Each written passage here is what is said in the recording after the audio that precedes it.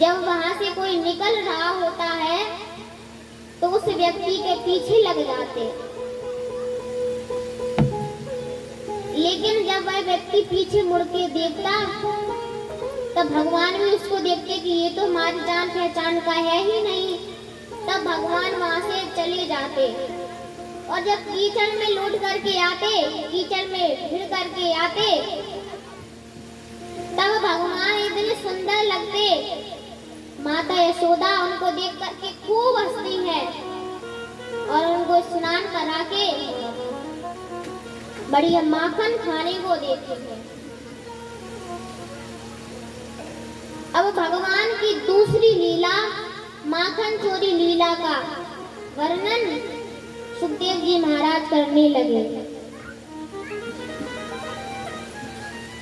एक दिन माता यशोदा घर के काम कर रही थी। उस समय उनके पास बहुत सी गोपियां आकर के इकट्ठी हो गई और भगवान श्री कृष्ण के शिकायत माता यशोदा से करने लगी। एक गोपी बोली, अरे मैया, तेरे लाला ने मेरे घर में माखन चोरी की है, तेरे लाला ने मेरे घर में माखन को चुराया है। माता यशोदा कहती हैं कि तुम्हें लगता है कि मेरा लाला माखन चुराएगा, क्योंकि हमारे घर में तो खुद ही इतनी सारी गाय हैं, हमारे घर में इतना दूध दही माखन बनता है, तो तुमको लगता है कि मेरा लाला तुम्हारे घर से माखन चुराएगा? गोपियां कहती हैं, मैया पहले पूरी बात तो सुनो, आज तुम्हारे लाला ने क्या किया है? मैया ये माखन तो चुराता ही चुराता है, लेकिन हमारे घर में जाता है तो जो हमारी गायों के बछड़े बने रहते हैं उनको ये छोड़ देता है। इस कारण से वे बछड़े गायों का सारा दूध पी जाते हैं। बालकों के पीने के लिए कुछ नहीं बचता है, सारे दूध पी जाते हैं। तो माता यशोदा बोली, ये भी कोई कहने की बात है? ये बात को कहने के लिए तुम यहाँ तक आई हो? इससे अच्छा वहीं पर मेरे लाला को डांट देती। तब गोपियां बोली, हमने डांट करके देख लिया है। जब हम कृष्ण को डांट लगाते हैं तब वह हमारे मुंह को देख करके हंसने लगता है। क्रोधा संजात हासा, हंसने लगता है। चोरी के बहुत सारे उपाय करता है और हमारे घर में रखे हुए मीठे दूध दही माखन को खा करके चला जाता है। माता यशोदा बोली, मैं तुम्हें एक उपाय बताती हूँ। तुम उस माखन को अंधेरी जगह में रख दिया करो, तब तो लाला को जब माखन दिखेगा ही नहीं अंधकार में, तब कैसे चुरा पाएगा?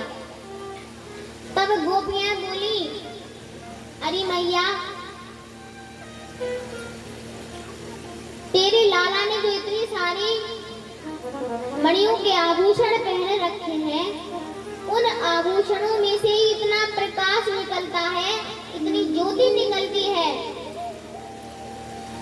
कि उसके कारण से उसको अंधकार में भी सब कुछ दिखाई पड़ता है और वह अंधकार में भी माखन को चुरा लेता है। तब माता यशोदा बोली, अच्छा दूसरा उपाय बताती हूँ। तुम उस माखन को खूब ऊंचे स्थान पर रख दिया करो, तो लाला का हाथ ही नहीं पहुंचेगा, तो तुम्हारा माखन सुरक्षित रहेगा। तब गोपियां बोली कि मैया, तेरो लाला अकेलो चोरी करने ना जावे, अपने साथ हमारे बालकन को भी ले जावे। और मैया ऊंचे स्थान पर भी रख देते, फिर भी वह माखन चुरा लेता है, क्योंकि उसके साथ जो इतनी ग्वाल मंडली है अपने सखाओं को खड़ा कर लेता है और उनके ऊपर खड़ा होकर के डंडी से मटकी में छेद कर देता है और माखन को खा लेता है।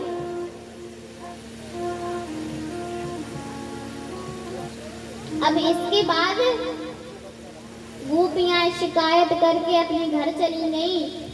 लेकिन एक दिन क्या हुआ कि एक गांव में नई बहू आई थी, नई सखी आई थी। तो भगवान उसी के घर में चोरी करने चले गए। बोले इसका अभी अभी विवाह हुआ है, बहुत सारा दूध दही माखन रखा होगा, उसे पूरा खा डालूंगा। इस प्रकार से भगवान उसके यहाँ पर पहुंच गए। सोचे थे कि बहुत सारा दूध दही माखन मिलेगा खाने को, लेकिन भगवान पहुंचे ही थे कि भगवान को उस गोपी ने देख लिया। भगवान बस मटकी को उठा करके खाना प्रारंभ ही किया था अपने ग्वाल वालों के साथ, लेकिन उस गोपी ने भगवान को देख लिया। अब तो भगवान ने मटकी को छोड़ दिए और हाथ जोड़ लिए।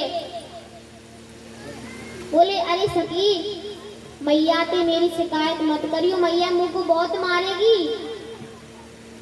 तब वह गोपी बोली तूने मेरे घर में चोरी की है तो इसका तो दंड तुझे अवश्य मिलेगा। गोपी गई और जिस कमरे में भगवान माखन चुरा रहे थे उस कमरे के दरवाजे को बंद कर दिया और माता यशोदा को बुलाने चली गई।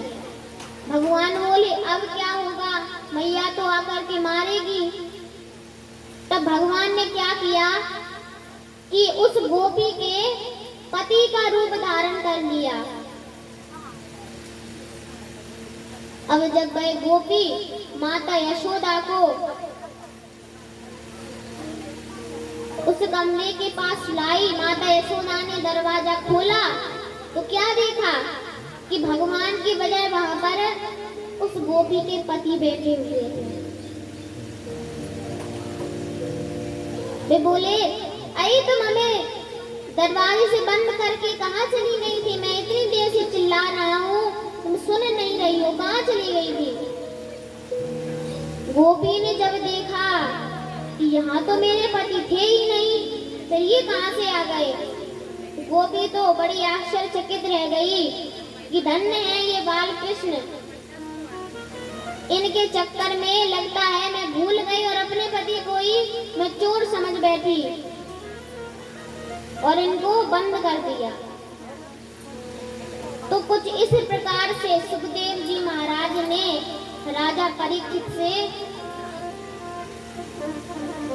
माखन चोरी लीला का वर्णन किया। अब राजा परीक्षित से कहते हैं सुखदेव जी कि एक दिन माता यशोदा किसी गोपी के यहाँ पर चली गई, तो उस समय भगवान ने क्या किया, अपने ही घर में चोरी करने लगे। माता जब वहां से आई तो माता यशोदा को भगवान नहीं दिखे, तो माता यशोदा श्री कृष्ण को पुकारने लगे, श्री कृष्ण को पुकारने लगी। बोली कृष्ण कृष्ण क्या कर रहा है? अरे ओ मेरे पुत्र, कहाँ है तू? अब तो माता यशोदा की जैसे ही आवाज भगवान ने सुनी, भगवान तो भयभीत हो गए। अरे माता यहाँ कहाँ से आ गई? भगवान थोड़ी देर तो चुप रहे, लेकिन उसके बाद बोली हाँ माता बताओ क्या बात है? माता यशोदा बोली लाला तूने इतनी देर में जवाब दियो है, अच्छा ये बता अभी क्या कर रहे हो? तो भगवान बोले भैया देख, मैंने अपने हाथों में आभूषण पहन रखे हैं, तो उससे मेरा हाथ बहुत तेज जल रहा था। तो मुझे कुछ दिखा नहीं तो मैंने अपने हाथ को माखन में डुबो लिया। तो इससे देखो मेरे हाथ में मैया कितनी जोरों से माखन लगा है। मैया तुम और कुछ मत समझना कि मैं माखन चोरी कर रहा था, नहीं, मैं तो अपने हाथ को केवल ठंडा कर रहा था। मैं मैया माखन नहीं खा रहा था। लेकिन मैया ने भगवान के मुंह की ओर देखा कि अगल बगल सभी ओर माखन लगा है, तो मैया हंसने लगी। तो आइए एक भजन के माध्यम से हम भगवान की आगे लीलाओं का श्रवण करेंगे। मेरा छोड़ दे दुपट्टा आनंद लाल, सवेरे दही लेके आऊंगी। मेरा छोड़ दे दुपट्टा आनंद लाल, सवेरे